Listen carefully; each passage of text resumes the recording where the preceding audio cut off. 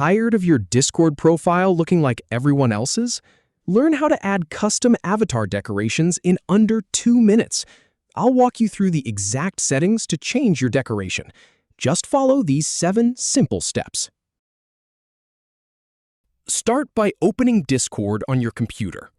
Then, click the gear icon in the bottom left corner to open User Settings. In the Settings menu, click on Edit Profile. Under your avatar, click on Change Decoration. Browse through the available decorations and click on the one you want. Then, click Apply. Finally, click Save to keep your new avatar decoration. Enjoy! If you have any feedback or if any info is inaccurate, please leave a comment below. We'll do our best to answer or redo the video if needed. Thanks for watching.